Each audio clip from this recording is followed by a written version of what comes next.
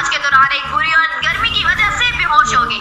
एहतजाज SHO थाना शाहपुर सरदार नवाब डूगर के हलाफ था कि SHO जालिम और जाबर है, जिसने APCR खुर्रम शेहजाद का दिया हुआ स्टे ऑर्डर हवा में उड़ा दिया। गांव के लोगों ने खुर्रम शेहजाद से 16 एकड़ गंदम फसल का स्टे ऑर्डर लिया हुआ था कि मुखालिफ पार्टी ने रातों रात हार्वेस्टर से 16 एकड़ गंदम काट कर ले गई। पुलिस हमारी बात नहीं सुन रही और ना ही FIR काटी। वज़ीर-ए-आज़म पाकिस्तान नोटिस ले मुतासरीन